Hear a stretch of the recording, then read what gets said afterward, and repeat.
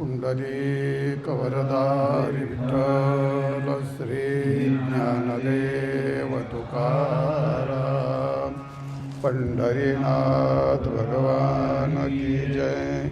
मौली ज्ञानेश्वर महाराज की जय। जगद्गुरु तुकाराम महाराज की जय। तो मंबाजी बाबा ब्राह्मण पाही, चिंचवडी होता दिवस काही। मग तो महापुरुष होऊन गोसावी देहोगावी राहिला।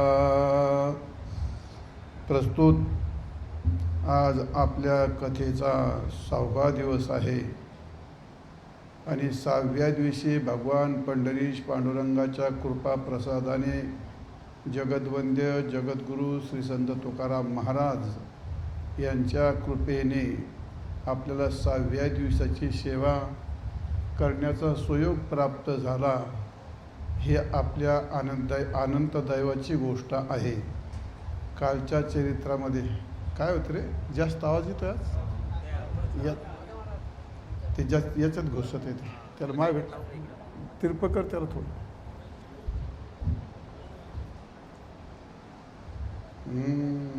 ते पण चालू केलं ते, त्याचाच आवाज येतोय जास्त। अरे इकडे इकडे कर, हा कमी कर बस, स्पीड कमी कर त्याचं।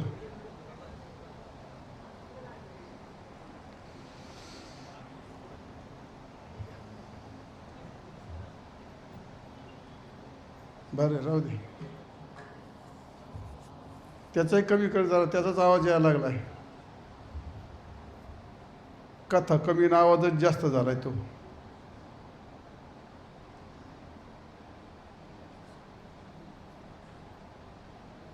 बरं आहे। कालची कथा, महाराजांना या ठिकाणी कवित्वाचं स्वप्न पडलं। भगवान पंढरीश पांडुरंग नामदेवरायाला घेऊन तुकोबरायांच्या स्वप्नामध्ये गेले आणि स्वप्नात जाऊन महाराजांनी कवित्व करावं असं महाराजांना आग्रह केला। उरलेले 5,51,00,000 शिल्लक राहिलेत, ते तू अभंग तयार कर आणि मी तुला सहकार्य करेल वगैरे असे या ठिकाणी तुकाराम महाराजाला भगवंताने स्वप्नामध्ये प्रतिपादन केलं। महाराजांच्या जीवावरती सरस्वती येऊन बसली आणि मग महाराजांच्या हातामध्ये मुखामध्ये जिव्हेवरती सरस्वती बसली होती। मग काय अनेक प्रकारचे अभंग महाराजांच्या मुखातून महाराजांच्या लेखणीतून बाहेर पडू लागले आणि असा काल असतो, निसर्गाची रीती असते. कोणाचंही थोडंसं बरं पाहिलं, आपल्यापेक्षा कोणी श्रेष्ठ झाला तर जळणाऱ्याची संख्या ही काही कुठं कमी नसते, सर्वत्र असते. ती कोणत्याही गावात, कोणत्याही समाजात, महिलात आहे, पुरुषात आहे, व्यापाऱ्यात आहे, कलाकारात आहे, जास्तीत जास्त महाराजात आहे. कोणत्या महाराजाचं कोणाला जर काही पाहिलं तर त्याचं लयच बिघडतं. असं आहे, भयंकर कठीण. बुवाला कधी खपत नाही. एक बुवा दुसऱ्या बुवाला चांगलं म्हटलं तुम्हाला असं कधी पाहायला मिळणारच नाही. ते असं का असं झालं काय माहीत नाही. तुकाराम महाराजांचे अभंग महाराज लिहू लागले, लोक गाऊ लागले, अनेक लोक त्याचे भजनामध्ये ते पद अभंग म्हणू लागले.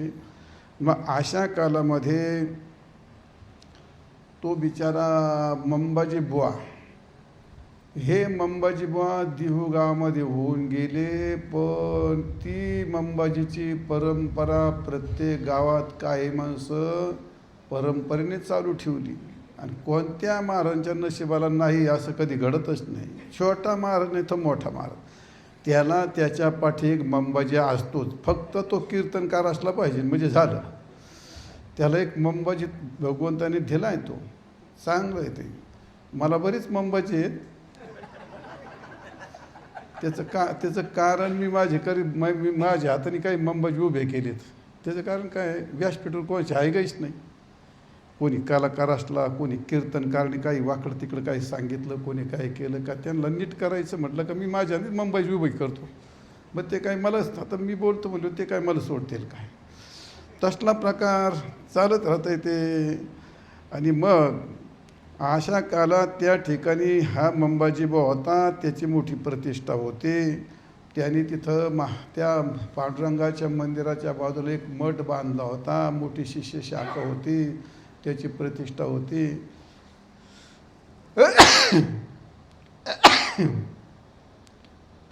एवढं असता जवळ कोणी एक मराठ्याचा मनुष्य आपले पद रचतो, लोक ते गातात, लोक त्यांच्या पाया पडतात. माझ्याकडे लोक कमी येतात, तुम्हाला जास्त झालं मला कमी झालं, हेच सगळं बिघडतं इथं. आणि मग एवढी तुकारामाची प्रतिष्ठा वाढली. आणि मग एक शूद्र मनुष्य असून, शूद्र कसं काय म्हटलंय मला काही कळत नाही होते. त्या अभंगात एक शब्दाला आहे काय म्हटलं, मग याती शूद्र केला व्यवसाय, याती वैश्य शूद्र केला व्यवसाय.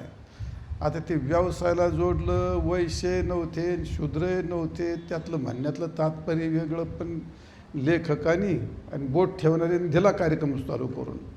शूद्र कशाला म्हणतात हे लोकांना माहीतच नसतं.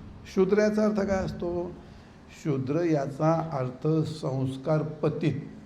ब्राह्मणातही शूद्र असतात, क्षत्रियातही शूद्र असतात, वैश्यातही शूद्र असतात, सगळ्याच्यात शूद्र असतात. ते शूद्र याचा अर्थ संस्कार पतित झालेला, त्याला शूद्र असं म्हणतात. आणि त्यामुळे आता महाराजांचे संस्कार पतित झाला असं काही बोलायचं काही काम नव्हतं, पण म्हणतात लोक. पण त्यात मंबाजीबाच्या तोंडातून आलं का हा एक शूद्र मनुष्य कोणीतरी, आणि तो जातीचा तो वाणी शूद्र आहे, त्याची प्रतिष्ठा एवढी वाढली वगैरे वगैरे, मला कोणी पाया पडत नाही, माझ्याकडे लोक कमी येतात, मला लोक दक्षिणा कमी देतात. बऱ्याच वेळा असं होतं, आदल्या दिवशी कीर्तनकाराला जास्त दक्षिणा दिली आणि दुसऱ्या दिवशी त्या कीर्तनकाराला जर कमी दिली, तू आदल्या दिवशी कीर्तनकाराला फोन करतो, तुला किती पैसे दिले, ते तर मला 50,000 दिले, आणि याला जर 25 दिले तर नारळासकट पाकिट फेकून देतो. त्याला का 25 दिले, 50 दिले, मला का 25 दिले. आता काय अवघडच गोष्ट, कठीण आहे लोकांचं, ऐकणं पण झेपत नाही आपल्याला ते. तर ही प्रतिष्ठा माणसाला आडवी येतेच माणसाला. आणि मग अशा कालामध्ये तुकारामाची प्रतिष्ठा त्याला सहन होईना. मला कोणी विचारित नाही. ज्याप्रमाणे निरपेक्ष माणसं असतात, आणि निरपेक्ष माणसाने आपली निरपेक्षता सांगत असताना नेहमी लोक काय करत असतात, दुसऱ्यावरती जळत असतात. हे लक्षात ठेवलं पाहिजे. बरीच माणसं स्वतःचं मोठेपण सांगत असताना आपण निस्पृह आहोत, आपण वैराग्यवान आहोत आणि लोक फार चुकीचं वागतात अशी गोष्ट सांगत असतो, त्या काळात तो मनुष्य त्या व्यक्तीबद्दल जळत असतो. हा निसर्ग असतो. आपण वैराग्यवान आहेत, आपण श्रेष्ठ आहेत.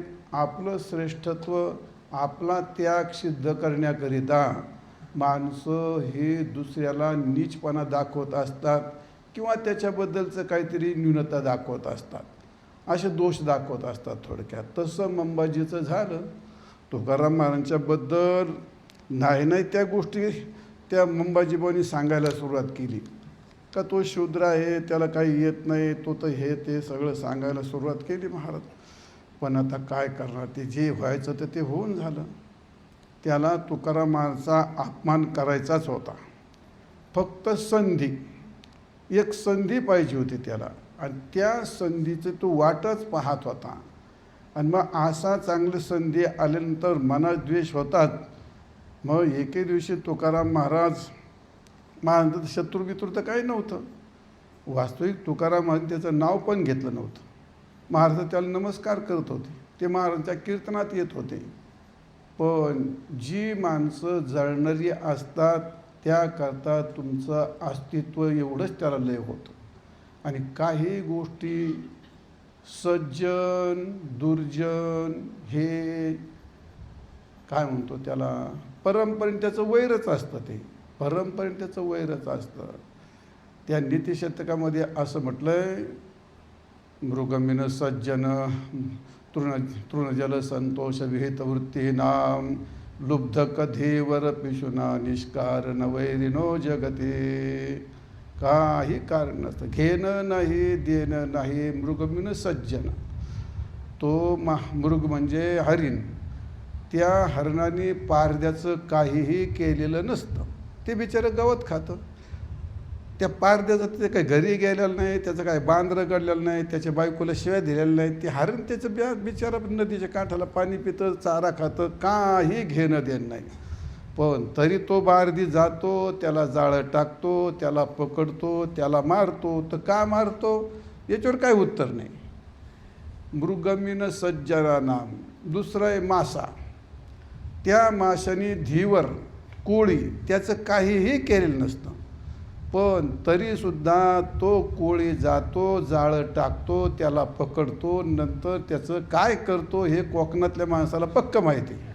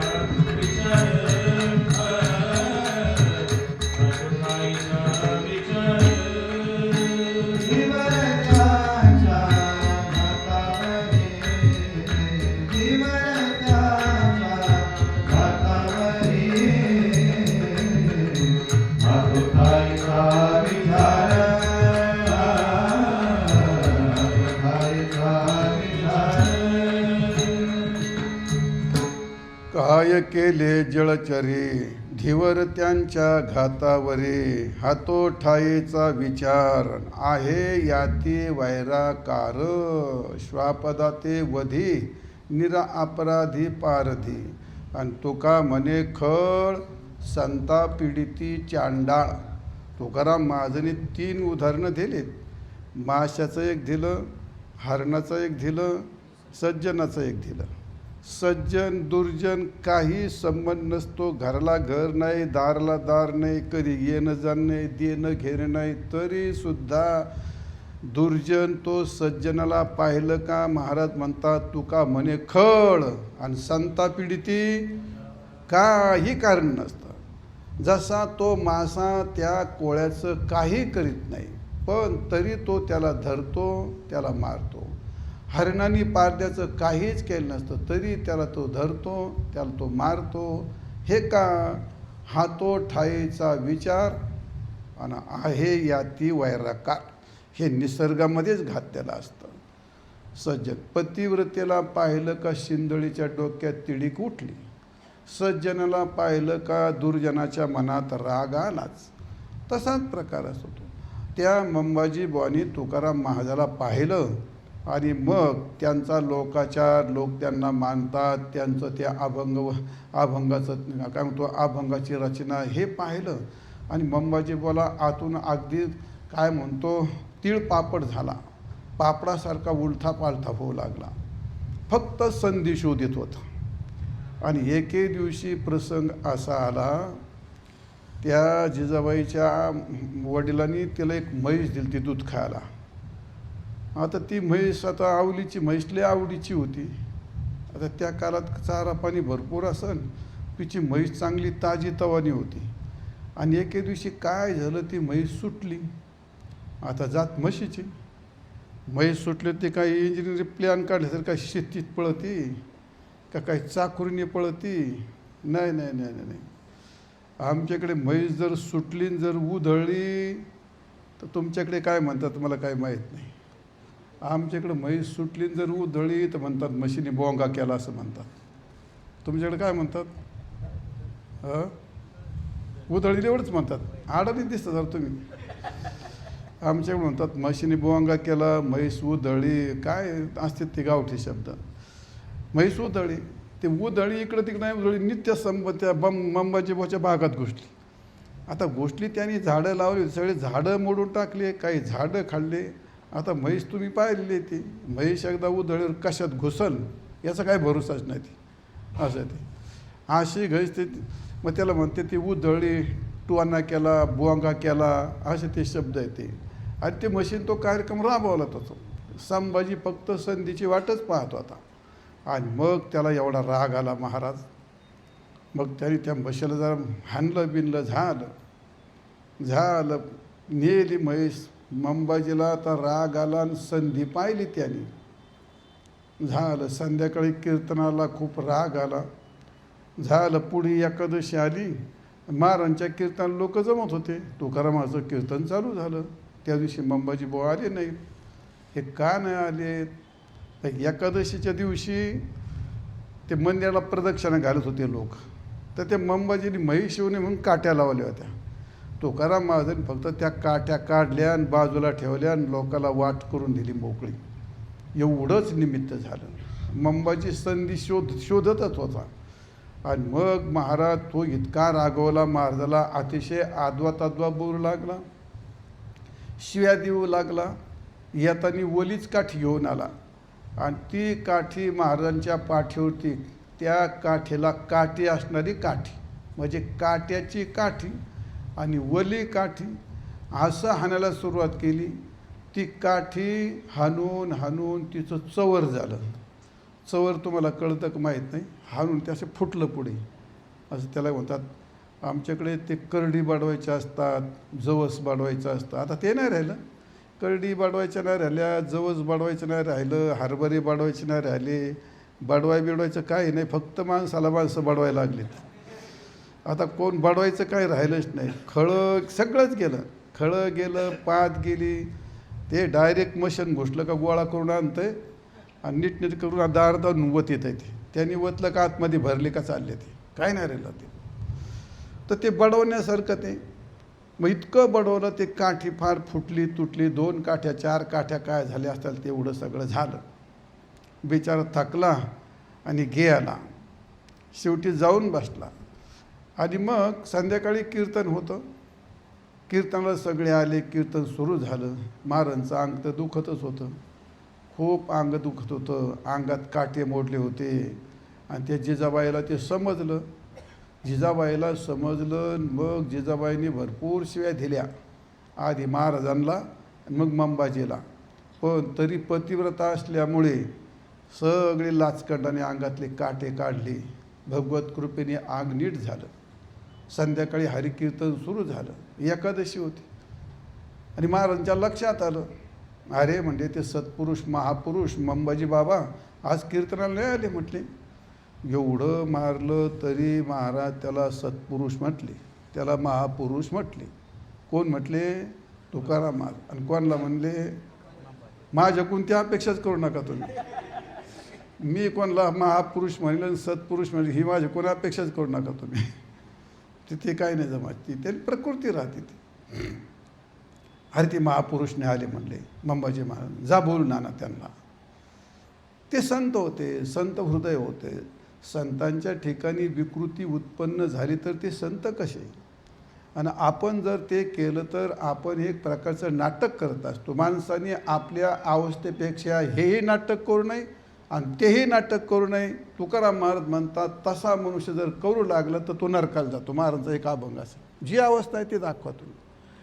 मुक्त नसताना, त्यागी नसताना त्यागाची लोकात अवस्था दाखवायची, मुक्त नसताना मुक्ताची अवस्था दाखवायची. अशी दाखवली तरी चुकी. आणि तशी आहे जसं आहे तसं मी तर असं लोकाला सांगतो, काही दाखवू नको. काही माणसं एवढे गुलाम बनले तुम्हाला सांगतो समाजाचे, एवढी गुलामगिरी. लोकांच्या समोर जायचं त्यांची काय ताकद आहे जायची. नाव नका घेऊ महाराज. हे कपडे बिपडे घालून फेटा बांधून रुबाबशीर खांद्यावर उपरणं लगेल दोरी वाळंब्यात मग माणसाचे पुढे जायचं आणि मग ते करायचं. अरे काय गुलाम झालेत लोकाचे. लोकाची गुलामगिरी सांगितली कोणी? तुला वाटलं तर माझ्याकडं बघ नाही तर तिकडं माती जाय. हे माझं असं आहे, मी बनियाला राहतो, मी उपरणीवर राहतो, माझं भजन असं आहे, माझं कीर्तन असं आहे. तुला माझं पटत असलं तर बैस, नाही तुला 17 वाटा चल फुट. कोणाची गुलामगिरी पत्करणं हे आपल्या कोशात बसत नाही. ती गुलामगिरी पत्करू नये. पारमार्थिक माणसांतरी का गुलामगिरी पत्करायची? आपला चेंडू लोकांच्या कोर्टात टाकायचा आणि त्यांच्या टाळ्याने आपण मोठे किंवा छोटे समजायचं. सांगितलंय कोणी? तुम्ही कोण आम्हाला मोठे म्हणणार आहे? तुम्हाला कोणती अक्कल आहे?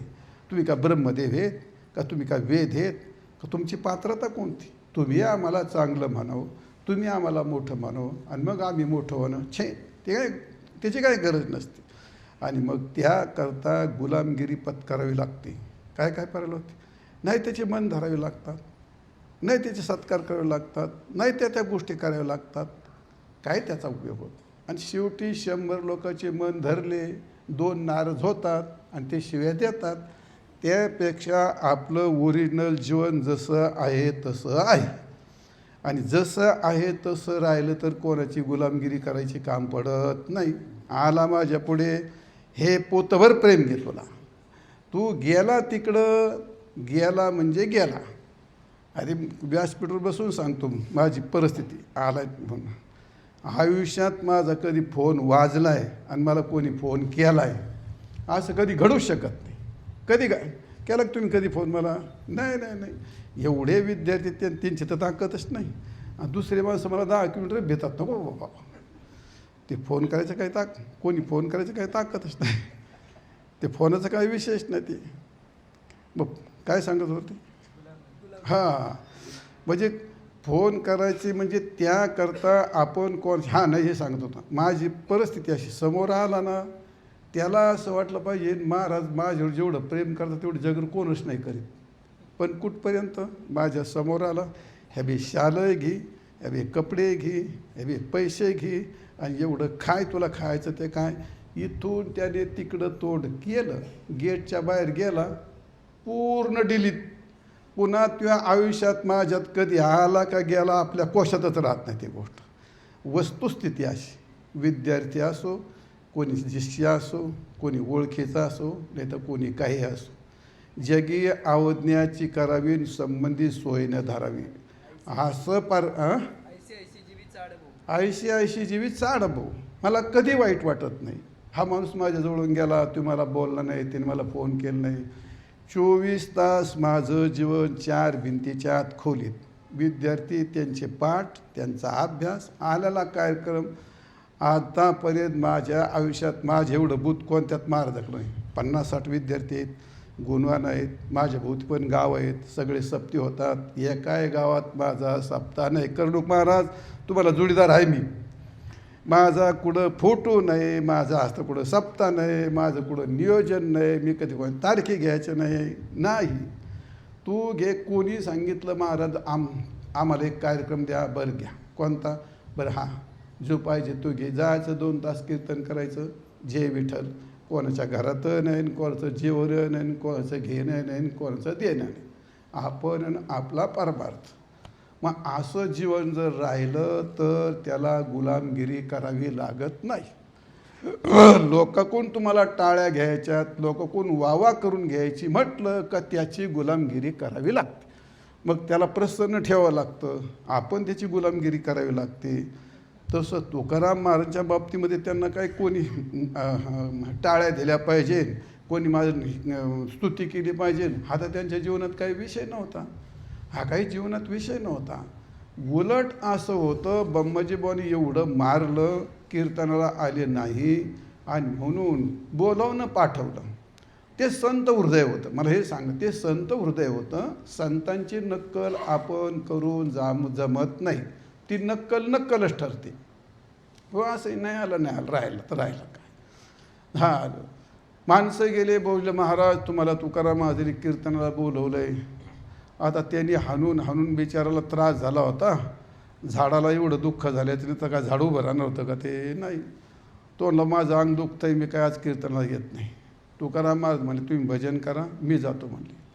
गेले महाराज गेले. आणि काय करायला पाहिजे बरं? एवढं एखाद्या माणसाने आपल्याला काठीने मारलं, एवढ्या शिव्या दिल्या. आता आपण काय करायला पाहिजे? महिपती महाराज म्हणतात तुकाराम महाराज गेले. साष्टांग दंडवत घालून जाण, अंग रगडित बसे आपण, म्हणे निजांग झोडविता काठवन, आला क्षीण स्वामीशी. महाराज मी तुमचे झाडं मोडले नसते तर तुम्हाला एवढा त्रास झाला नसता. आणि त्यामुळे पहिली माझी चूक आहे. महाराजांनी स्वतःची चूक कबूल केली आणि चूक कबूल केल्याच्या नंतर मग सगळा वाद मिटतो. पण चूक कबूल करणं म्हणजे आपल्याला मोठा अपराध वाटतो. नवरा बायकोचे भांडणं का होतात, गुरु शिष्याचे भांडणं का होतात, गावागावात भांडणं का होतात? कोणी चूक कबूल करायला तयारच नसतो. ठीक आहे, नवरा म्हणा ठीक आहे माझं चुकलं असं जर म्हटलं ना, भांडण मिटतं ना. पण नाही, शक्यच नाही ती गोष्ट. ती 4 आणे तर हा 6 आणे, आणि हा 6 आणे झाला का ती 8 आणे. माझं चुकलं हे कोणी स्वीकारायला तयार नसतं. आणि जी माणसं शहाणी असतात, ठीक आहे माझ्याकडून चुकलं. चूक कबूल केली की मग सगळं वाद मिटतो. पण चूक कबूलच नाही केली. चूक असावी, माणसाला चूक कळावी, माणसाने चूक कबूल करावी. ज्या माणसाला चूक कबूल करण्याची सवय असते त्याच्यासारखा आनंदी माणूस नाही. तुझं चुकलं, बरं ठीक आहे माझं चुकलं, आणि माझं चुकलं, बरं माझं चुकलं, पुढे काय? चूक म्हटलेली काय? तो काय फाशी देतो? करतो काय तो आपल्याला? चूक कबूल केली तर त्याचं जीवन नेहमी आनंदी राहतं. थोडक्यात ती नम्रता असते. तुकाराम महाराजांनी चूक कबूल केली. महाराज गेले, साष्टांग दंडवत घातला. आता महाराजांची उंची, त्या अंबाजीबाची उंची, पण ते नाही पाहिलं महाराज. संत जीवन आहे ते. असं आहे. देखून असे का जीव मात्रा खालविते तुकाराम. काय? फळल्या तरुची शाखा, भूमीशी उतरे देखा. काय पुढे? जीव मात्राशी खालवती जीव. जसं म्हणजे जसं फळं पिकले का ते झाडाचं खाली असे फांदी खाली येते फळाच्या बावज्याने. तशी संतांचं जीवन इतकं नम्रतेला भूमीकडे खाली जातं. तसं तुकारामाचं जीवन असं खाली साष्टांग दंडवत घातला त्याला आणि सांगितलं, महाराज चूक झाली माझी, तुम्हाला त्रास झाला, मी झाडं मोडले नसते तर तुम्हाला हा त्रास झाला नसता, तुम्हाला हाणल्यामुळे तुमचं अंग दुखायला लागलं. आणि मग महाराजांनी त्या अंबाजीबाचे पाय दाबायला सुरुवात केली. पाय दाबले, हात दाबले, स्तुती केली. आणि मग कुठंतरी बिचारा थोडा प्रसन्न झाला आणि मग कीर्तनाला चला म्हणला, कीर्तनाला येतो. आला मंबाजी बुवा कीर्तनाला. आता कीर्तनाला येऊन बसल्यानंतर लय प्रसन्न मनाने बसन का होतो? एवढं जरी प्रसन्न मनाने बसन का तो? नाही नाही नाही नाही नाही नाही. किती जरी झालं तर त्याला किती, जसं ते कारलं तुपात मळा की साखरेत गोळा, कारलं कडू ते बस बस बस बस तसेच असतात दुर्जन माणसं. मला लय अनुभव आहे. त्याचा सत्कार करा, त्याला कपडे द्या, त्याला खाऊ घाला, त्याला दोऱ्या करा, समजलं असेल तुम्हाला. पण त्याची वाकडी नागी ती वाकडी नागी राहते. कीर्तनात येऊन बसला पण असा जळत होता तो, इतकं वाईट वाटत होतं त्याला. तुकारामाच्या कीर्तनात लोक जमलेत, लोक टाळ्या वाजतेत, लोक भजन करतेत, त्याला ते खूप वाईट होत होता. मग जसं या ठिकाणी एवढा जरी तो कीर्तनात येऊन बसला, सर्प काय अन्न खात नाही, मग त्याला काही एकादशी घडते काय? मग उपाशी बसला, पण त्याला काही एकादशी घडते का? नाही. दगड हा कायम मौन धरून राहतो, म्हणजे त्याला काय कोणी योगी म्हणतं का? नाही. गाढो राखेत लोळतं म्हणून त्याला काय कोणी तपस्वी म्हणतं का? नाही. उंदीर हा बिळात जाऊन बसला म्हणजे त्याला काय कोणी साथ? अरे तो बिळात बसला तरी उकरीतोच ना. तसं हा कीर्तनात बसला तरी मनात उकरीतच होता. याचा कसा सूड घेऊ, याला कसं थांबवू, याचा कसा अपमान करू, हा बिचारा नाना फंडे शोधित होता. पण तरी बसला, कीर्तनात बसला. तुकारामाचं कीर्तन चालू होतं. आणि अशा काळात महाराजांचा शत्रुमित्र भाव ना तुकारामाचा तो नव्हता. असं सुखदुःखे समे कृत्वा लाभा लाभो जया जयो, हे सुखे संतोषी न यावे, दुःखी विषादा न भजावे, आणि लाभा लाभ न धरावे म्हणा माझी. असं आहे.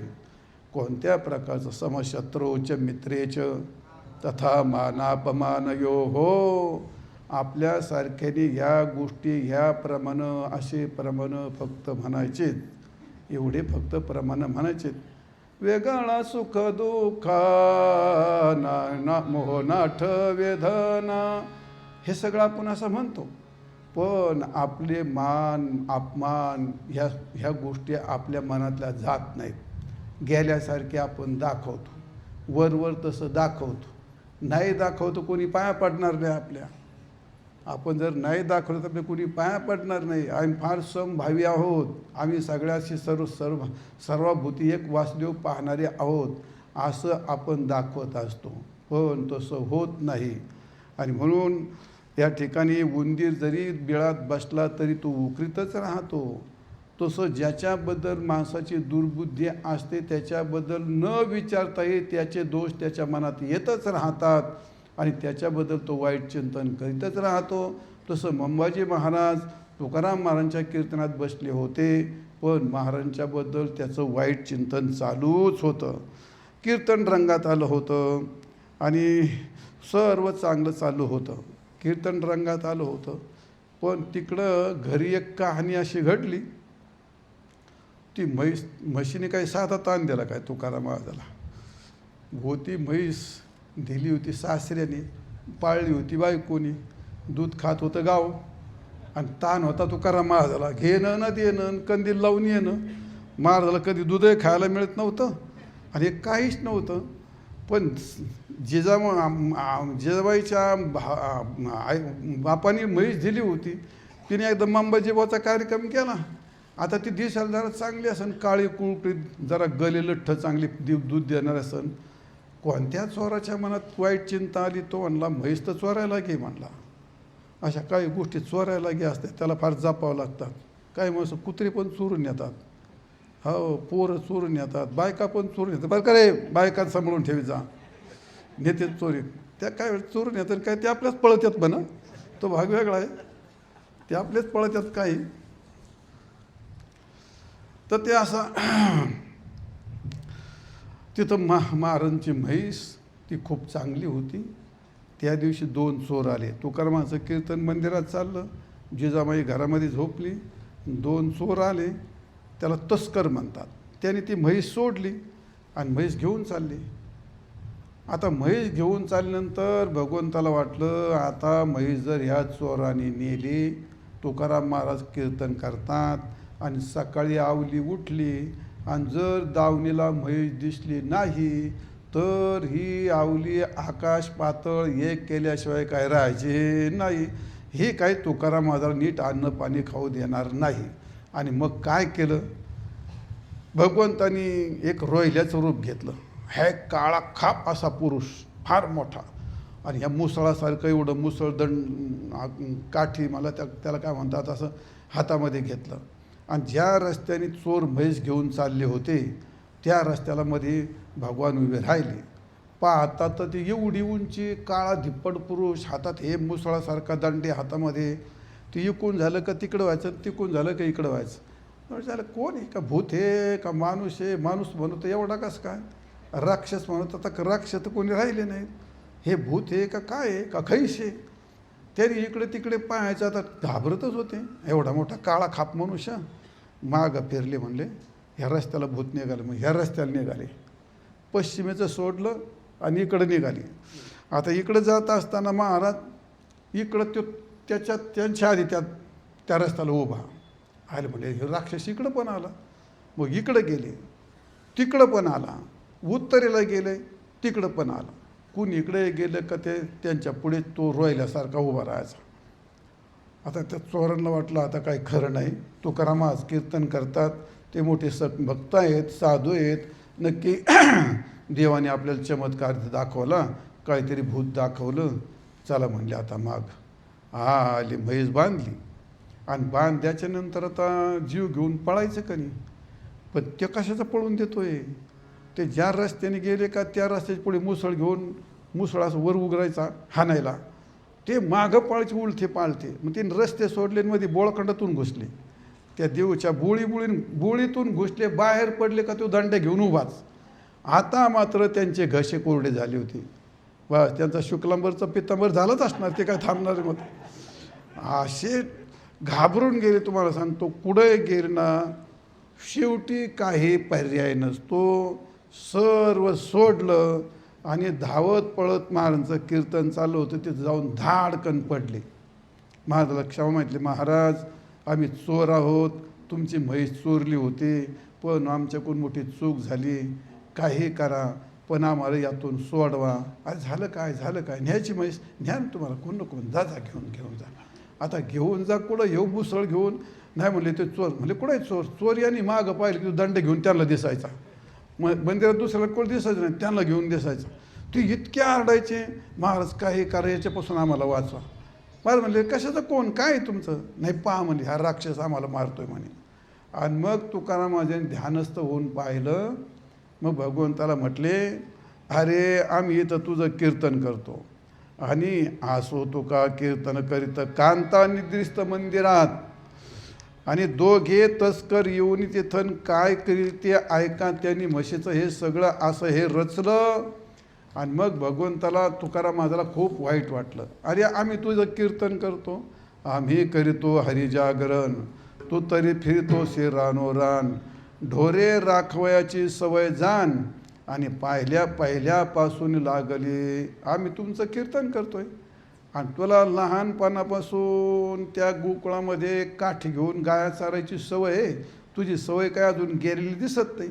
आम्ही तुझं कीर्तन करतो आणि तो रानोरान फिरतो, असं तुकाराम महाराज म्हटले. मग या ठिकाणी आसो खळ ऐसे फार, आम्हा तयाचे उपकार करती पातकांची ध्वनी, आणि मोल न घेता साबणी. महाराज म्हणले हे खळ असे असलेच पाहिजे, आपले संपूर्ण पाप निवृत्त होतात. अशा कालामध्ये महाराजांनी त्यांना त्या ठिकाणी शाश्वत दिली, तुम्ही भिवू नका, तुम्ही शांत बसा. आणि मग ते शांत झाले, भगवान कीर्तनात आले. आणि आल्याच्या नंतर तुकारामांची आरती झाली वगैरे वगैरे, असं कीर्तन झालं. म्हणजे असं हे तुकारामाच्या जीवनातली अशी एक त्या ठिकाणी कथा संपलेली आहे. पुढे एकदा प्रसंग असा झाला होता, आली परत म्हैस. आता ही म्हशीचा तिसरा प्रवेश आहे कथेत. तिसऱ्या वेळी म्हैस आली आता इथं. ती म्हैस एवढं दूध द्यायची तर जिजाबाई विकायची ती म्हैस. आता ते करायचे ते. आणि मग तुकाराम महाराजाला हे सगळं शंका येते का हो, तुकाराम महाराज एवढे सद्गुणी होते, एवढं भक्त होते, मग तुकारामाच्या जीवनात असं का आलं, एवढी बाई कर्कशा का होते. तर त्याचं देवभक्ता लागे करुणे दे संसार, दोन्ही वारावार करुणे ठेवे. जर बायको सद्गुणी दिली तर तिच्याशी गुलू गुलू बोलता बोलता त्याचं भजन, त्याचा परमार्थ राहतो. म्हणून भगवान आपल्या भक्ताला मुद्दाम कर्कशा बायको देतो. ज्याची बायको कर्कशा असते, ज्याची बायको लय शिव्या देते, ज्याची बायको बाई सूट करते, त्यांनी समजायचं आपल्यावर पांडुरंगाची कृपा आहे, आपण विनांची चिपळ्या घेऊन पांडुरंगाच्या मंदिरात गेलं पाहिजे. हा तुम्ही जाणार आहे, तुम्ही तेवढे निर्लज्ज आहेत मला माहिती आहेत. तुम्हाला बायकांनी मारलं तरी तुम्ही म्हणता नाही मला बसायला पिढ दिलं म्हणता. तो काय. अरे प्रपंचाची गोष्ट प्रारब्धा दिनासाठी होतच असते. परमार्थातून च्युत होणं.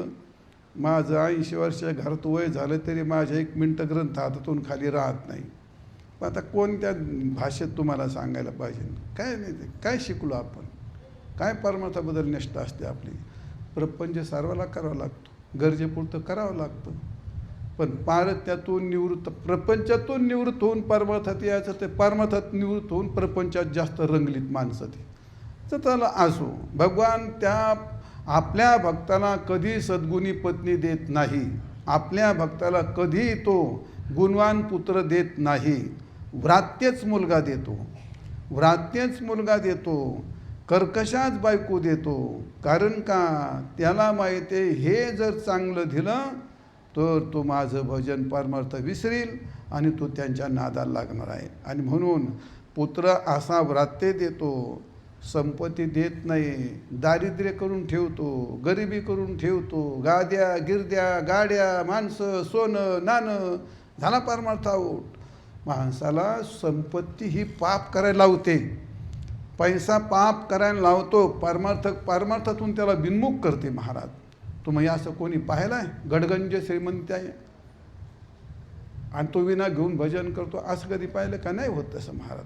संपत्ती आडवी येते, पत्नी आडवी येते, पुत्र आडवा येतो, प्रतिष्ठा आडवी येते. हे सर्व परमार्थाचे शत्रू आहेत समजणाऱ्याला. आणि हे समजून केलं तर त्याचे शत्रू नाहीत, ते मित्र पण होतात. कितीतरी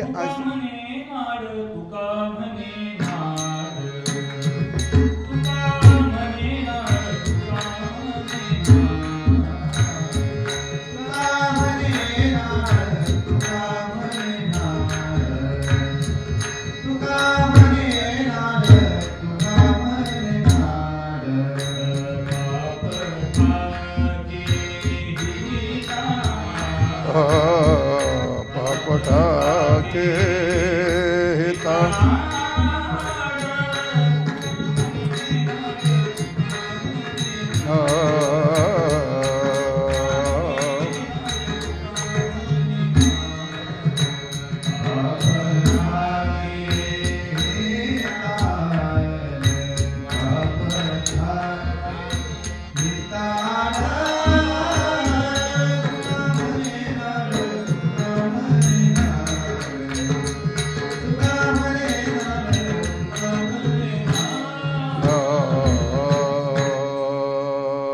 म्हणे नाड पापठाके हिता आड. परमार्थाला प्रतिबंध करणं त्याचं नाव, त्याला पाप असं म्हणतात. पण भगवान मुळातच त्याला ही भानगड उभी राहू देत नाही. कर्कशा बायको देतो, व्रात्य मुलगा देतो, 18-20 असं दारिद्र्य देतो आणि उरलं सुरलं त्याच्या मागे खळ लावून देतो. त्याच्या मागे 4 गोष्टी आपल्या भक्ताकरता भगवान देतो. ज्या दिवशी आपल्याला मागं कोणी त्रास देऊ लागलं, खळ आपल्याला त्रास देऊन निंदा करू लागले, त्रास देऊ लागले, म्हणजे समजायचं भगवंताची आपल्यावरती कृपा होऊ लागली. आपले मुलं व्रात्य होऊन आपल्याला त्रास देऊ लागले, समजायचे भगवंताच्या आपल्यावर कृपा होऊ लागली. कारण का या का नामदेव महाराज, धनधारा पुत्रजन बंधू सोयरे पिशून, सर्व मिथ्या हे जाणून शरण घा देवाचे. सर्वाला मिथ्यात्व समजल्याशिवाय परमार्थ का. तुकाराम महाराजांनी सुद्धा असं म्हणलंय, नको नको मना गुंतो माया जाळी, नको नको मना गुंतो माया जाळी.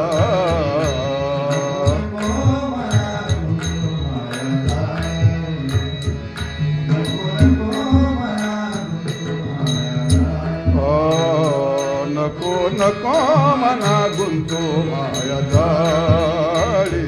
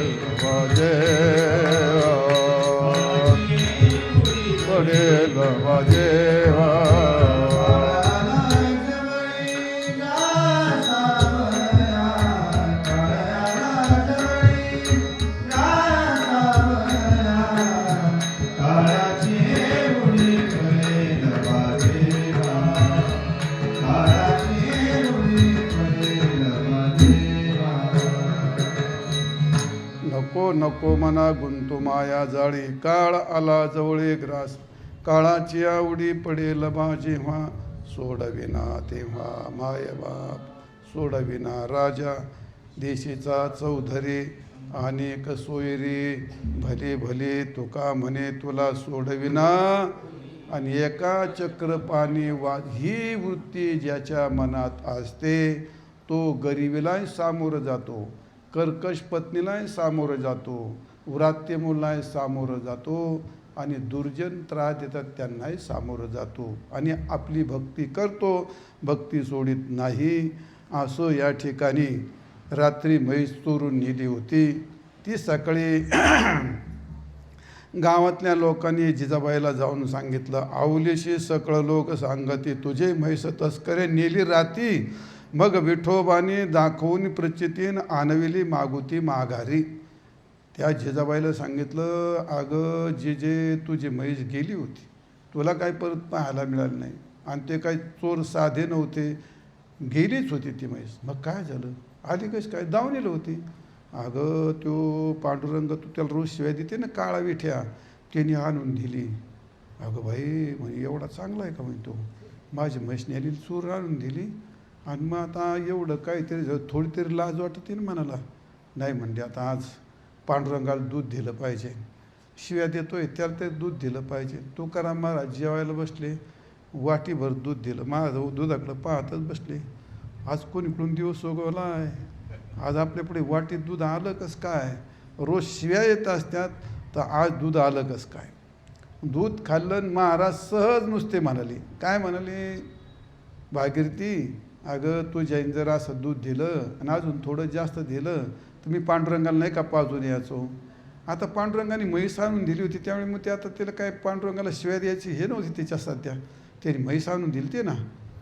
मग ते म्हणे बरं, मग तांब्या भरून दिला. भागीरथी जी बाबाजवळ ती त्यांना म्हणा पांडुरंगाला दूध पाजा म्हणे, कारण त्यांनी म्हैस आणून दिली, चोरांनी नेली होती पण आणून दिली ना. आता बाई लई नरम झाली. तुकाराम महाराज वाटलं आता बरं झालं बुवा, काहीतरी धोरणात आली गाडी, आता धेला तांब्या भरून. आता महाराजांची गोष्ट घेतला तांब्याने, गेले पांडुरंगाला पाजलं, आले. रोज कार्यक्रम सुरू झाला. जिजाईला आली ना शंका, ही दगडाची मूर्ती दूध पिते का ह्योच मध्ये पितोय म्हणे. त्या भागीरथी अगं तू तुझ्या बाबाबरोबर जाते, ती दगडाची मूर्ती पितोय का, तो काळे ठे पितोय का तुझा बाबा आणि तूच पिते. तुम्ही नाही, ती दगडाची मूर्ती दूध पिते. काही सांगत, दगडाची मूर्तीकडं दूध पिते काय म्हणले, काही लबाड बोलते म्हणजे. आगाई खरंच ना म्हणे, तू चल म्हणे पाहायला. आणि मग जिजाबाई म्हणली महाराज आज तुम्ही नाही जायचं दूध घेऊन देवाला, मी जाणार आहे. तुकाराम म्हणजे जेवता जेवता दोन हात जोडले, पांडुरंगा देव पावला रे, बायकोच्या मनामध्ये तुझ्याबद्दल श्रद्धा निर्माण झाली, जा जा जा जा जा, फार चांगलं झालं, लय महाराजाला आनंद वाटला. आणि मग जिजाबाईंनी कोणत्या जन्माची शत्रुत्व होते काय कळता काढला महाराज, असं खळा खळा खळा दूध उकळलं आणि तांब्याला खाऊन फडक्यान धरलं आणि गेली, चाल म्हणली भागीरथी, ते मुर्दा कसा दूध पितोय पाहतेच म्हणले मी आता. आणि पी म्हणली दूध, रोज ढोशीतोष ना म्हणली, आज पी दूध. आता पांडुरंगाला वाटलं हिचं दूध पिऊ तर हिच्यावर कणभर प्रेम नाही, आता नाही पिऊ तर तुकारामा दोन आळ येतो की मी दूध नाही पितो हे मध्येच पितोय म्हणून. मग भगवंताला मोठी चिमटी तयार झाली, धर्मसंकट तयार झालं. दूध प्यावं हिची किंचित श्रद्धा नाही, पण नाही प्यावं तर हे म्हणून रोज तुकारामाचं दूध पितोय. मग आता काय करावं, पण ही काय ऐकते का ती, गेली लावली पी म्हणते, रोज दूध ढोशीतो म्हणले पी आज, पण दूध एवढं गरम होतं महाराज, व्हाटात तोंडाला लावले ते व्हाटाला टर फोड आला आणि अशी बाजूला व्होट केली, अशी इकडं बाजूला मान केली. बाजूला मान केल्याच्या नंतर आणि मग काय जिजाबाईच्या शिव्या द्यायला सुरुवात केली. अरे अरे अरे अरे म्हटले, तो एवढं सगळं करतो म्हटले, आणि मग आवली बोले प्रतिवचन, तू नित्य देवळी गातोशी गाणे, की द्वादशी गावी गिळला अग्नी अग्नी आणि तुझ्या कृष्णे गोकुळी. तुकाराम महाराज म्हणले, तुमचा पांडुरंग लई वाकडी तिकडी मान करतो म्हटले, आणि मग 12 गाव अग्नी गिळला, ते पोरण काय खोटं लिहिलं काय म्हणले, 12 गाव अग्नी गिळला तेव्हा नाही त्याचं थोबड भाजलं, आणि माझं दूध प्यायलं की त्याच्या होटाला फोड आला. काय नाटकी म्हणे, काही सोंग करतो, खरं हे का खरं ते. जिजाबाईचा पार काही थांबायला तयार नव्हता महाराज. आणि माझे दूध किंचित उष्ण यास्तव वाकडी केली मान, एवढं दूध गरम केली वाकडी मान केली, आणि तिथं गोकुळात 12 गाव अग्नी गिळला म्हणे यांनी. जिजाबाईने ती पुन्हा तुकारामाच्या पुढे पोथी वाचली. होटाशी फोड आला तरोरण पाहे जाऊनी देवळी. पांडुरंगाच्या होटाला एवढा मोठा फोड आला महाराज. आणि मग तुकाराम महाराज गेले, खूप वाईट वाटलं. देवा पांडुरंगा, अरे माझ्यामुळे तुला हा त्रास होऊ लागला, आमची आवली अशी आली आणि तुला हा गरम दूध पाजलं, मी तुझा अपराधी आहे वगैरे वगैरे वगैरे. महाराजांनी भगवंताकडे खूप क्षमा याचना केली. आणि मग असं या ठिकाणी महाराजांना पांडुरंगाचा फोड पाहायला अंगावरती रोमांच आले, कंठ दाटून आला, आणि महाराज म्हटले, कंठी प्रेम दाटे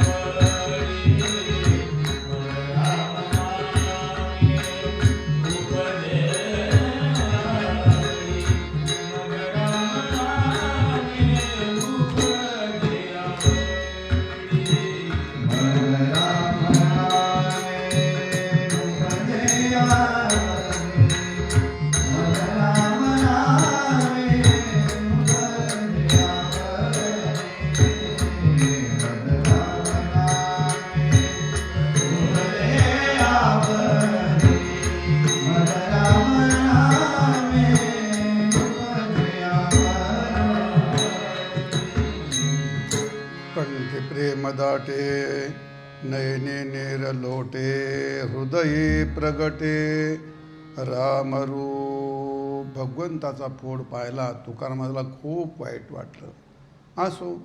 असं महाराजांची भक्ती, महाराजांचा परोपकार. एके दिवशी महाराज देहून निघाले, चाकणकडे जात होते आणि चाकणच्या रानात आले.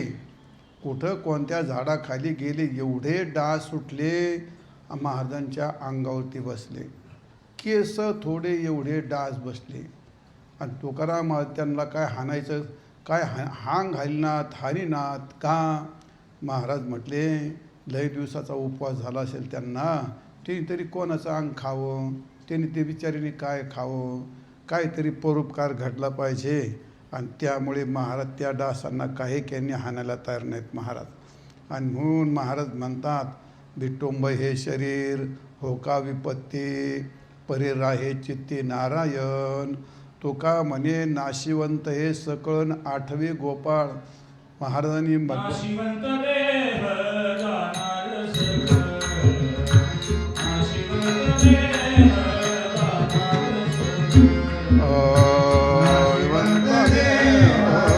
जाणार सकळ.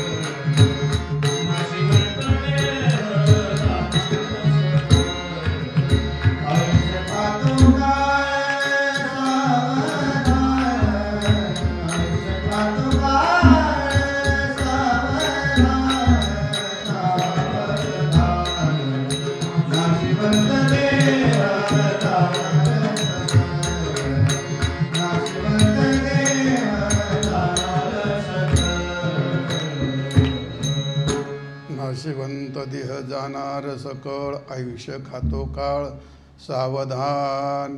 असाही देह जाणार आहे, तसाही देह जाणार आहे. आणि म्हणून डासांनी खाल्लं तर काय बिघडेल.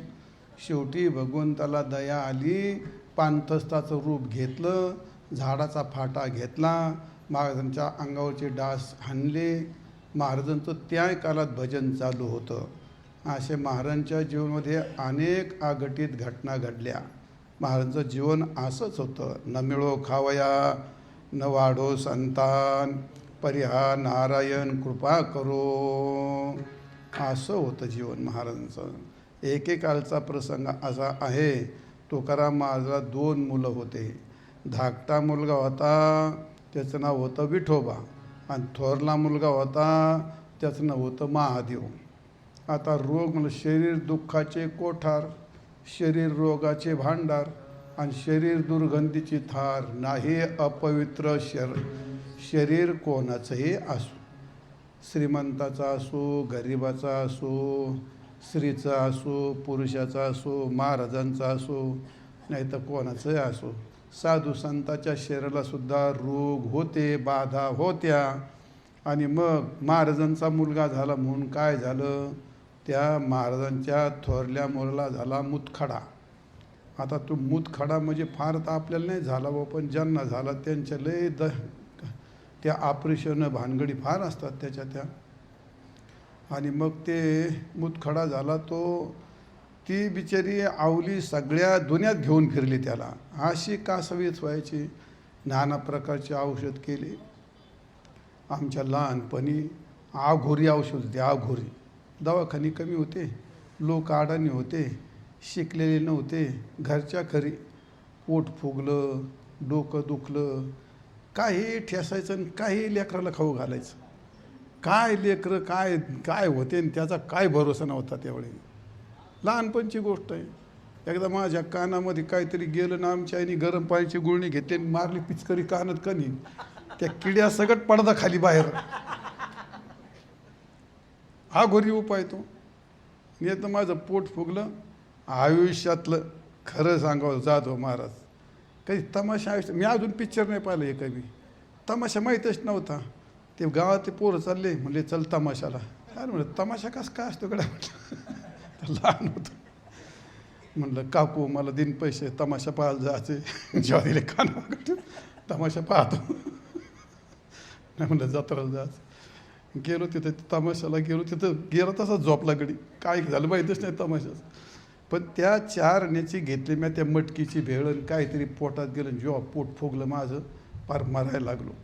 आमची आई आली आणि एवढी गुळाचं ते ववान ते ठेसलं एकत्र आणि घातलं खाऊ. मला इटकरीचा टोळा घेतला आणि ते पोट शेकवायला शेकून पार कातडं पार लाल झरत आणि आत गेला ववान बाहेरून शेक.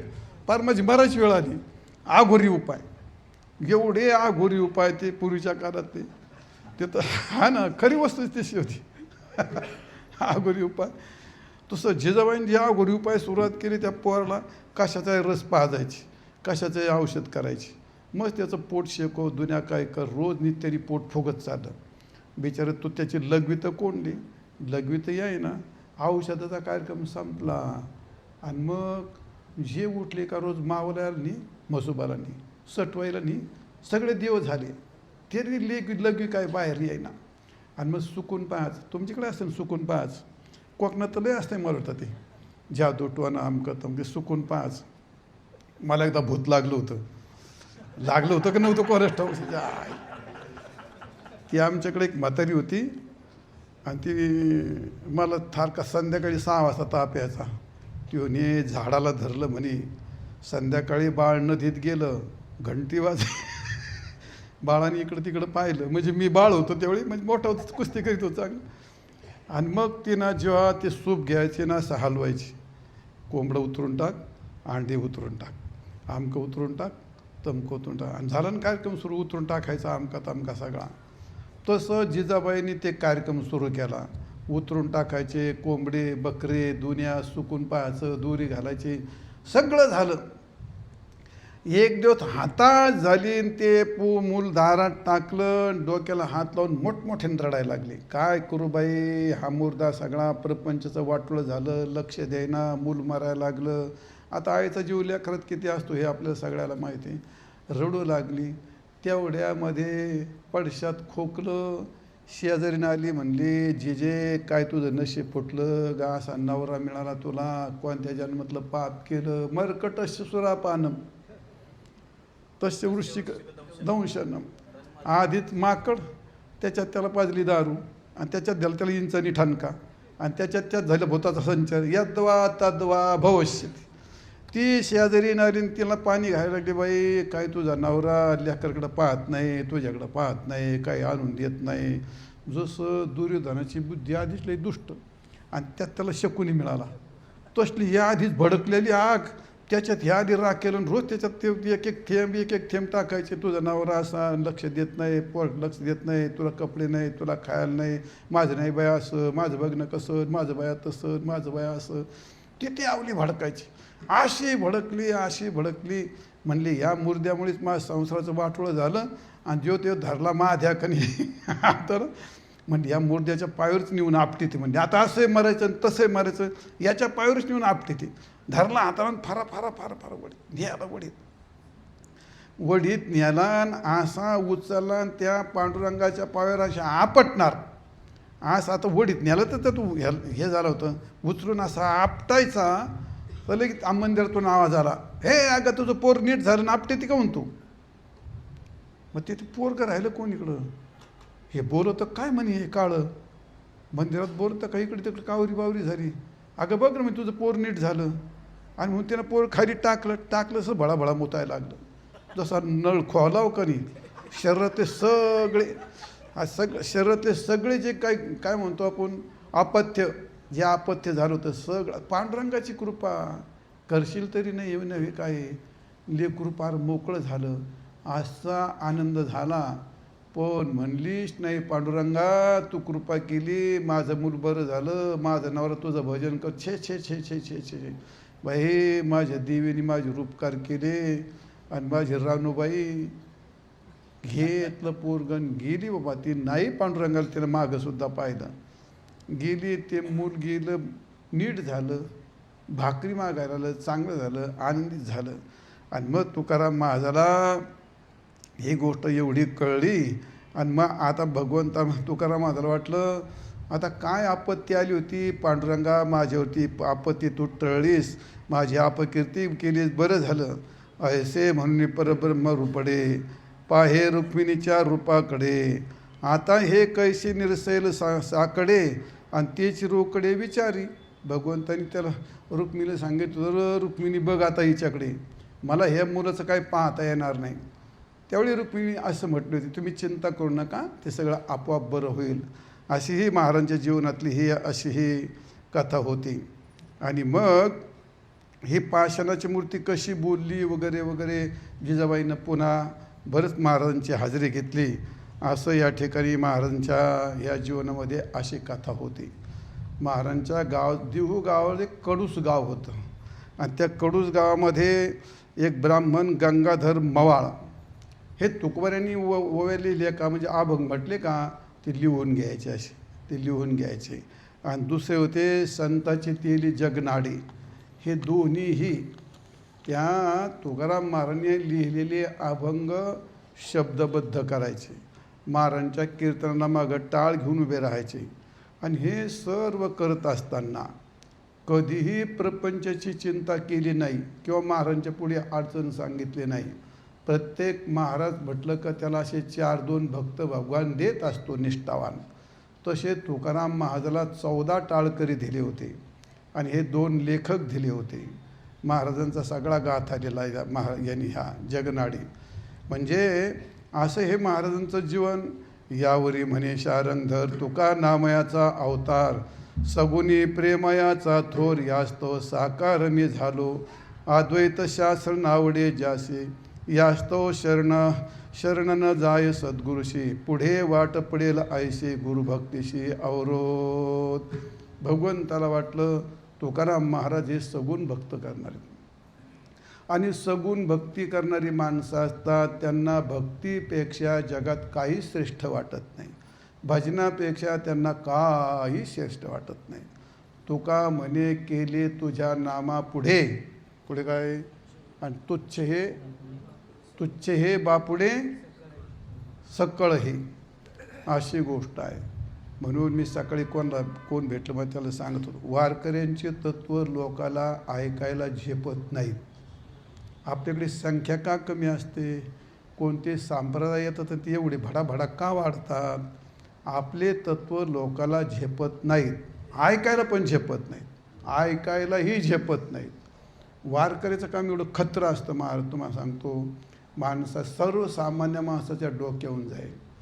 जर तुम्हाला पांडुरंग भेटला आणि जर तुम्हाला संपत्ती घेऊन जर आला, ज्याला बायको नाही त्याला बायको घेऊन आला, काय म्हणेल तो? ज्याला पैसा नाही त्याला पैसा, ज्याला नोकरी नाही त्याला नोकरी दिली, ज्याला पैसा नाही पैसा दिला, तो काय म्हणेल? तो वारकरी असेल तर त्याला लात मारेल. तुकारामाचं तत्त्व आहे. महाराज म्हणतात, पांडुरंगाला म्हणतात, त्यांचे शब्द आहेत, माझे भिकाऱ्या भिकार बोंबल्या तू काय देतो आम्हाला, आणि तुझ्याकडे काय? आम्ही मागो ऐसे तुझं पाशी नाही, आणि जरी तू भितोशी पांडुरंगा, तुला वाटतं आम्ही काय मागू? अरे उड, तुला काय मागवतो? तुलाच पाहिजे असेल तर काय चाली देवा घाली दंडवत, ना आपल्या कर्लाने लागून या, तुलाच पाहिजे तर दंडवत घाल मला, मी तुला आशीर्वाद देतो. तुझं मला काही नको, तुझं ती दसुडी पण नको.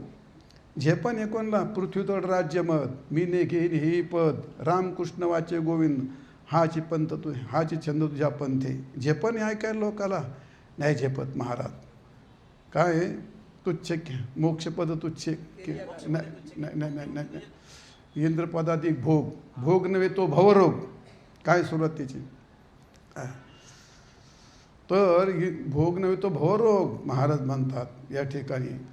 काय पृथ्वी तळ काय म्हणजे जर मला पृथ्वीचं काय चक्रवर्ती राजा केलं तर ते पण मान नको. हां, परमेष्ठी पदा तुच्छ मानिती सर्वदा. तुकाराम महाराज म्हणजे तुम्हाला ब्रह्मदेवाचं पद देतो. परमेष्ठी पदा तुच्छ मानिती सर्वदा. मग इंद्रपदादी काय, ध्रुपद काय, हेच ज्याचे धन आणि सदा हरीचे चिंतन. पुढे इंद्राधिक भोग, भोग नव्हे तुम्हाला स्वर्ग देतो. इंद्राधिक भोग, भोग नव्हे तोची भव रोग. बर मग तुम्हाला सिद्धी देतो, मोक्ष सार सिद्धी. हे तो काय, हा हे तो आपत्ती, हे सिद्धी पण नको. झालं मग मोक्ष देतो. मोक्ष नाही नाही नाही नाही, मोक्ष एवढे सुख, आणि तो सुख नव्हे तो दुःख, दुःख तेची दुःख. हो आहे ना माहिती आहे मला. हां माहिती आहे मला, पाठ येतो. पण म्हातारा झालो आहे ना, लक्ष देत माझ्याकडे. न पारमेष्ट्यम न महेंद्रदिष्टम न रसाधिपत्यम न योगसिद्धीर पुनर्भव वा. सगळं गेलं आहे, सगळं मुखातून गेलं आहे. पाठ करून करून म्हातारा झालो. सांगू सांगू म्हातारा झालो. कोणी नाही बदललं, मीच बदललो. मीच बदललो शेवटी. मग आता हे झेपत का वारकरी तत्त्वज्ञान, बायलांना झेपन काही गोष्ट ऐकते कधी. तुकाराम महाराज तुम्हाला ब्रह्मदेवाचं पद देतो, हुड. मग तुम्हाला इंद्राचं पद देतो, स्वर्ग, हुड. मग तुम्हाला पृथ्वीचा राजा करतो, चक्रवर्ती राजा. मग हेड आम्हाला कधी फेकून तिकडे. मग पातळीचं आधिपत्य. बरं पातळीचे ज्यात रत्नमाणिक आहेत ते आधिपत्य देतो.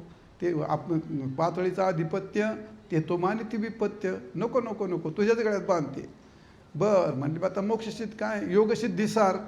तुम्ही असं आसन लावलं का 4 फूट बसणार, लोक तुमच्या मागे लागणार, तुमच्या मागं हार तुरे घेऊन पाळणार, अशी सिद्धी देतो तुम्हाला. हां, अशी वाळूत घेतली का हातात वाळूची साखर, पाण्याचं तूप, मातीचा बुक्का. आणि याला भुलणारे लोक आहेत, यांना हे महामूर्ख असतात. हे महामूर्ख माणसं असतात. अरे जी माणसं चमत्कारला भुलतात ती परमार्थाच्या लायकच नसतात. ती माणसं चमत्कार मूर्ख करता असतो. चमत्काराने काय होतं, चमत्काराने काय, चमत्काराने काय जीवन बदलतं, चमत्काराने काय तत्त्व कळतं का, चमत्काराने काय भगवान कळतो का, चमत्काराने काय आत्मा कळतो. चमत्काराने मूर्ख त्या अधिक खालची पातळाला जातात. संतांनी चमत्कार केले, ज्ञानोबारांनी चमत्कार केले, तुकाराम महाराजांनी, नामदेव महाराजांनी, त्यांचे चमत्काराची गाथा एक नाही अनंत गाथा आहेत. माऊली ज्ञानोबारांनी रेडा बोलवला, भिंत चालवली, एक काही अनेक चमत्कार आहेत माऊलींच्या जीवनात. नामदेवरांनी मेली गाय जिवंत केली वगैरे. नामदेवरांच्या जीवनात अनेक चमत्कार, तुकारामांच्या जीवनात तर आपण ऐकतो. सगळे चमत्कार केले ते परमार्थ करणाऱ्या माणसाकरता नाही, ते मूर्खाकरता केले. त्या मूर्खांची बुद्धी कमीत कमी हे चमत्कार पाहून तरी माणसं जागेवर येतील. म्हणून चमत्काराचा प्रश्न येत नाही. मुद्दा सांगायचा वारकऱ्याचं तत्त्वज्ञान. एवढं सगळं दिलं, मोक्षसुद्धा नको दुःख. शेवटी तुकाराम महाराज म्हणतात, तुका म्हणे हरिविन, आणि ज्याशी वाटी अवघासेन, हेच ज्याचे दर्शन, हेच ज्याचे धन, सदा हरीचे चिंतन. हेचे दान देगा देवा, तुझा विसर न व्हावा, गुण गायन आवडी, हेची माझी सर्व जोडी. न लगे मुक्ती, न लगे धन, न लगे संपत्ती, संतांची संगती दे, तुझं प्रेम दे, तुझी भक्ती दे. बायको गेली, मुलगा गेला, संपत्ती गेली, शरीर सोडून गेलं, तरी याच्यात बदल होणार नाही. याला म्हणतात वारकरी तत्त्व.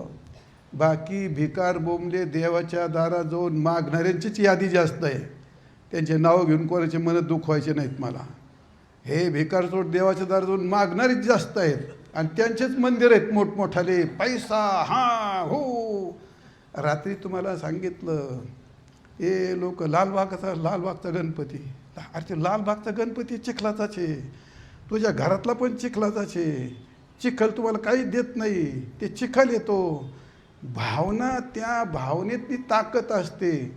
भावनेतला शुद्ध भाव आहे का, भावनेत निष्कामता आहे का, भावनेत प्रेम आहे का, भावनेत श्रद्धा आहे का. ज्याच्या भावनेत जितकी उत्कट निष्कामता असते, ज्याच्या भावने जितकं उत्कट प्रेम असतं, ज्याच्या भावने जितकी उत्कट श्रद्धा असते, गणपती काय, गणपतीचा बाप तुझ्या हातात आणून देईल. गणपती नाही देत, मग कोण देते? त्या गणपतीबद्दल असणारा भाव.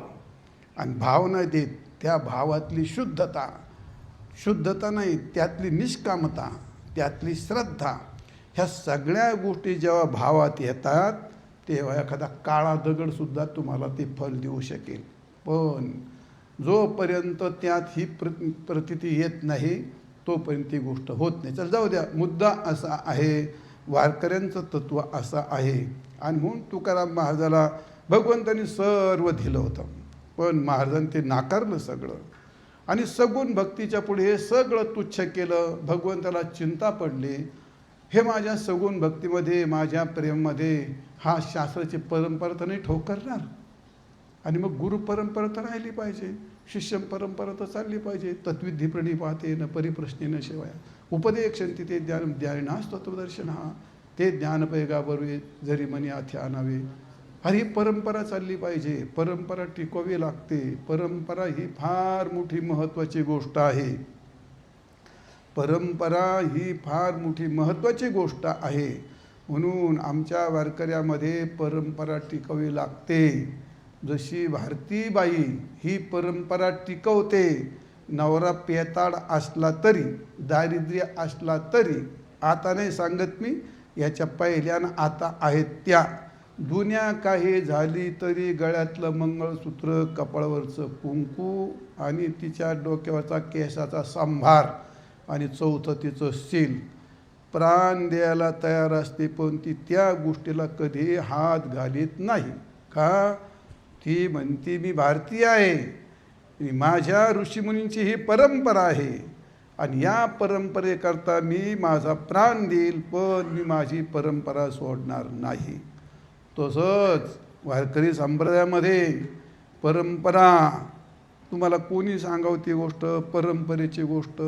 अरे कीर्तनकार चड्ड्या घालतात, हे चोळडे घालून येतात कीर्तनाला आणि ह्या बाटलीत लाल गंध लावते, ते तोड नाही धड माझं. अरे गंध लावायची लाज वाटते तुम्हाला? काय परंपरा टिकवणार? एवढी एवढी माळ घालतो, मूर्खा, पायवारी नाही, गंधाची परंपरा नाही, नित्यनियमाची परंपरा नाही, का कीर्तन करतो? त्याच्यातून काय बंद पडे? तुझं कुठं तत्वज्ञान उतू चाललंय आणि तुला कोणती मोठी लय अक्कल आहे तुला? परंपरा टिकवल्या पाहिजे. तुमच्यासारखे ह्या कोकणातले माणसं तुमचे चेहरे पाहिले, खरोखर तुम्हाला साष्टांग दंडवत घालवत वाटतं महाराज. आणि माझी गोष्ट पाहायची असेल, तुम्ही ह्या जाधव महाराज यांना विचार, आळंदीत जाऊन पहा तुम्ही कीर्तनकारांची परिस्थिती. मी त्या एकदा आळंदीतल्या कीर्तनामध्ये लई बोललो होतो, ते लोक नाराज झालते. अरे कीर्तनकार जाधव काय लायकी आहे आपली? काय लायकी? काय लायकी नाही? काय क्लासवर आहेत काय? नाही. पण पांडुरंगाचे कपडे अंगावरती घेतले लोकांनी, 12-12, 20-20 लाखाच्या गाड्या दिल्या, हार घातले, पाया पडले, खाऊ घालतात. एवढं करून सुद्धा संप्रदायाची परंपरा पाळत नाहीत तुम्ही. तुम्ही परंपरा कोण पाळेल? आपल्यावर जबाबदारी आहे ना, परंपरा पाळायची जबाबदारी आहे, परंपरेची गोष्ट आहे. तुकाराम महाराज म्हणतात काय, काला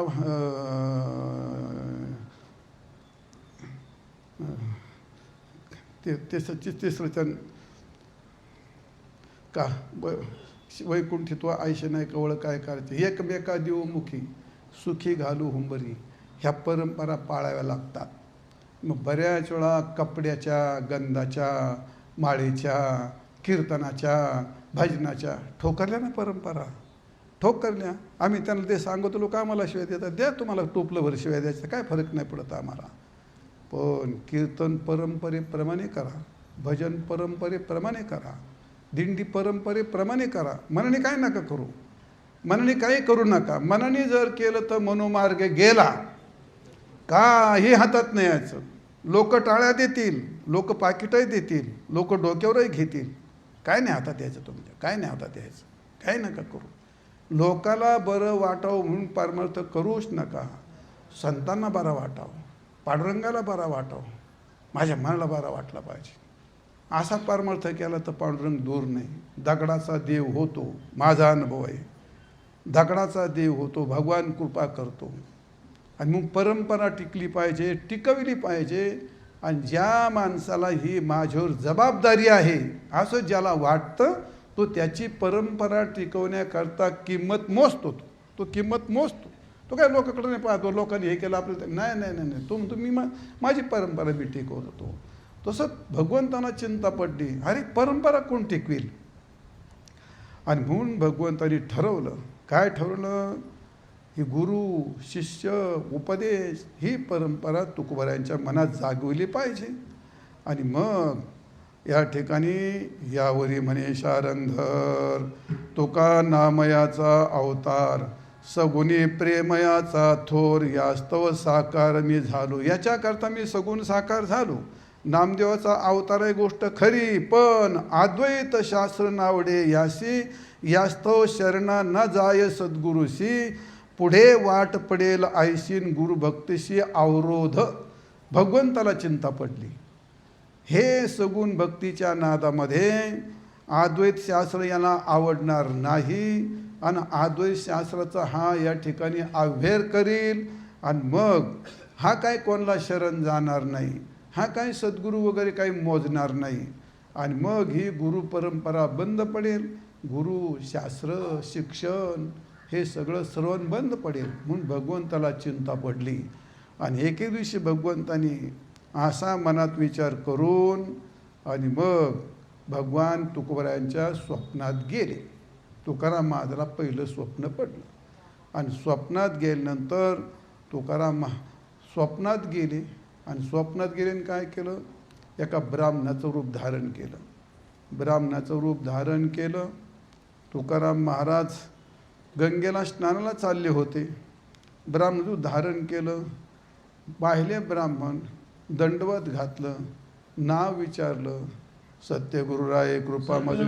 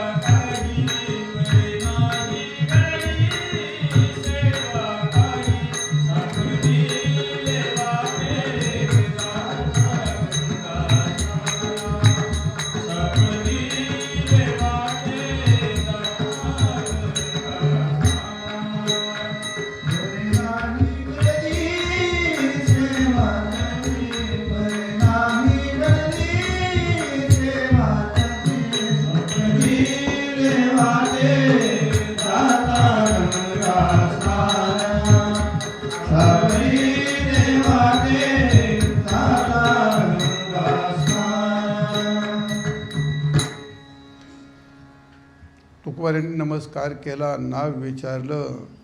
मग त्या ब्राह्मणाने नाव सांगितलं, राघव चैतन्य केशव चैतन्य. सांगितले खून मालिकेची. आपली सगळी परंपरा सांगितली, राघव चेतन, केशव चेतन, माझं नाव बाबाजी आहे. आणि मग तुकाराम महाराजाला मंत्र दिला, राघव चैतन्य केशव चैतन्य. सांगितले खून मालिकेचे बाबाजी आपुले, सांगितले नाम. आणि पुढे तुकोबारायांना रामकृष्ण हरी मंत्र स्वप्नातच दिला, आशीर्वाद स्वप्नातच दिला, गुरु स्वप्नातच भेटले, परंपरा ही स्वप्नातच ऐकली. आणि जाता जाता तुकाराम महाराज म्हटले, महाराज आता तुम्ही एवढे आलात, मला उपदेश केला, मला मुक्त. महाराजांना स्वप्नात बोध झाला. महाराज अद्वैताचा बोध झाला. सर्वत्र भगवान दिसू लागले. तत्वज्ञान ज्याला म्हणतात ते. महाराज तुम्ही मला मुक्त केलं, या संसार फेऱ्यातून मुक्त केलं, जन्मातून मुक्त केलं, कृपा करा. तुम्ही माझ्या घरी चला, काहीतरी 2 घास भोजन घेऊन जा. झालं. महाराजांनी कबूल केलं. हा अरे मी घरी येतो म्हटले, पण तू मला पावशेर तूप देत असेल तर मी घरी येतो. तुकाराम महाराज म्हणले चालेल, माझ्या घरी आहे म्हैस.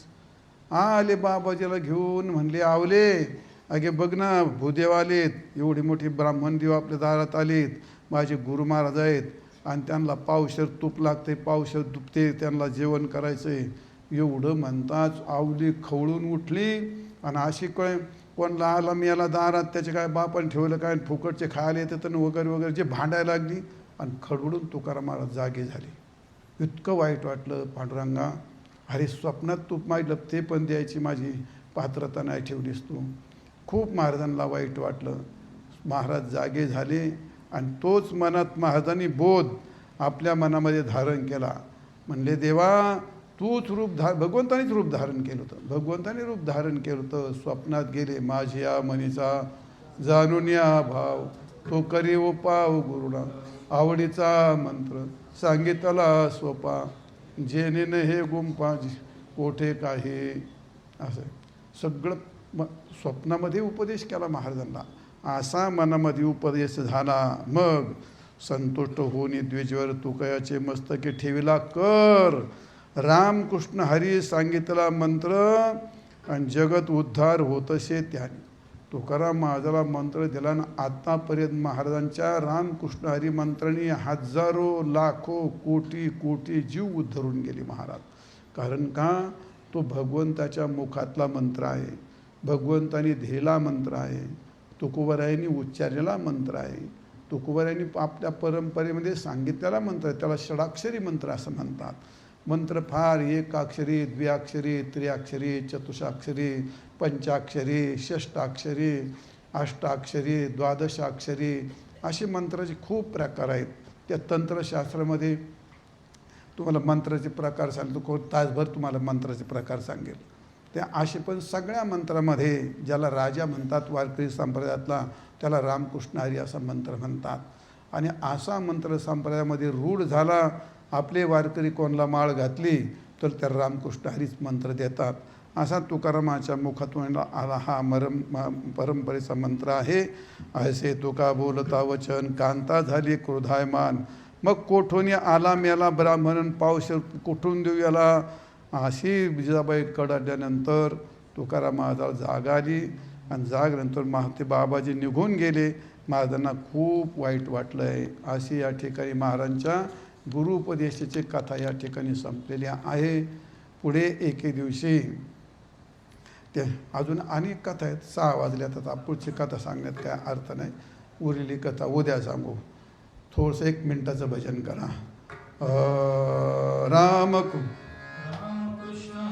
अध्यक्षाची स्तुती काल राहिली होती. हो, आनंद पाटील.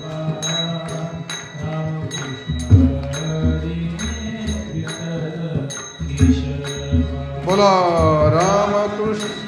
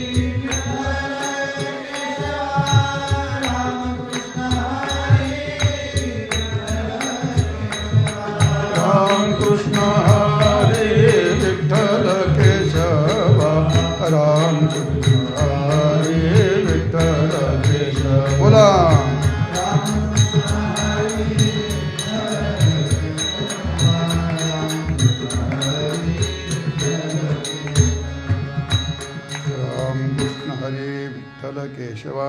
एक दिवसाची कथा राहिली. रात्रीच्या कीर्तनात 2 शब्द बोलायचे होते, ते राहिले. आपल्या हा शताब्दीचा कार्यक्रम धाकटी पंढरी हरिभक्तपरायण कर्णूक महाराज यांच्या नियोजनाने आणि आपल्या या मंदिराचे ट्रस्टी, त्याचे अध्यक्ष आनंदराव गोविंदराव पाटील, आनंद पाटील, त्यांचं अतिशय उत्तम नियोजन. ते अध्यक्ष, उपाध्यक्ष, सर्व ट्रस्टी, परिसरातील सर्व वारकरी मंडळी, सर्व एकल्याचा नवे खेळ आणि म्हणून अतिशय उत्तम छान कार्यक्रम. पण त्या दिवशी सांगितलं कीर्तनकारी योजकच तत्र दुर्लभ. हा योजना करणारा दुर्लभ असतो. पण या ठिकाणी आनंद पाटलांनी फार छान नियोजन केलं. मला खूप आनंद मिळाला. सगळ्यात आनंद तुकोबारांच्या भूमीवरती चरित्रकार मिळालं. माझ्या चरित्राला कथेत लय लोक असतात, लय मोठी असते, पण त्या माणसाला काय करतात, आयुष्य गेलं त्याच्यात. महाराजांच्या या महाराजांच्या चरणी पवित्र झालेल्या भूमीत चरित्र करायला मिळतं. मला खूप आनंद झाला. असो, उद्याच्या शेवटची चरित्रकथा ही उद्या आहे, त्याचं शेवट होणार आहे उद्या. कारण परदिवशी हे बीजेचा कार्यक्रम आहे तो. हो, त्यामुळे परदिवशी काय आता आपल्याला करता येणार नाही. उद्या आपण समारोप करू. सगळी कथा काही सांगितल्या जात नाही. बरंच मोठं आहेत महाराजांचं जीवनचरित्र, एवढं काय सांगतायत थोडंफार सांगणार. आपण समारोप करू. उद्या दिवस सर्वांनी कथेला यायचं आहे. आजची कथा या ठिकाणी विराम घेते. हे जे दान दे ग तुझा विसर न व्हावा, गुण गायेना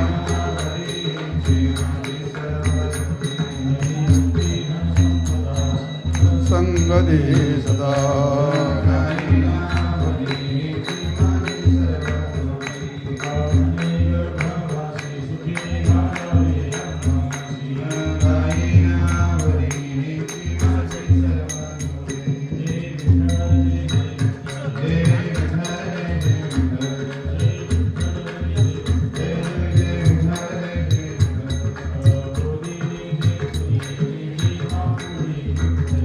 करा क्षमा पराध महाराज तुम्ही सिद्ध. करा क्षमा पराध महाराज तुम्ही सिद्ध. स्वराला का पाया पैकिंग करा.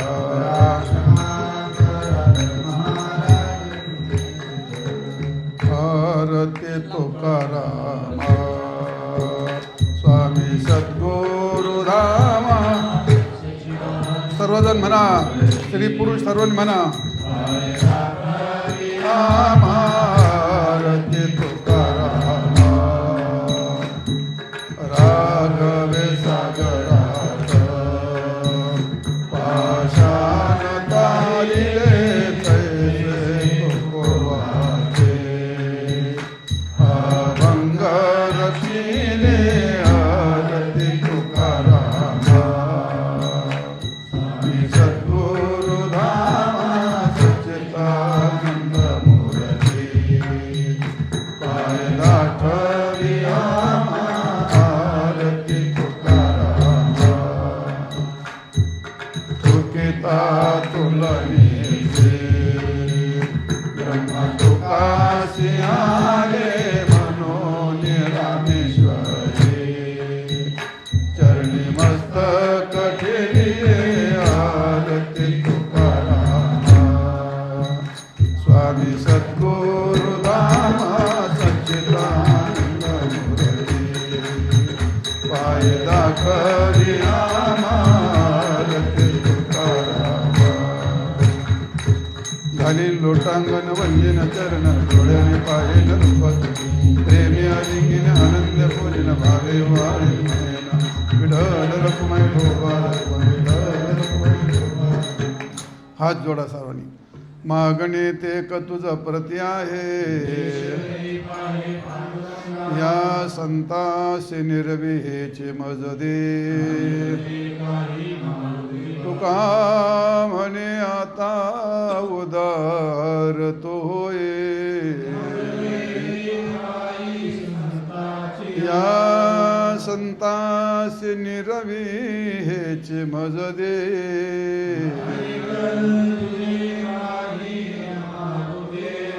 ज्ञानदेव तुकाराम. ज्ञान ज्ञानदेव तुकाराम तुकाराम बोला तुकाराम तुकाराम तुकाराम तुकाराम तुकाराम तुकाराम तुकाराम तुकाराम.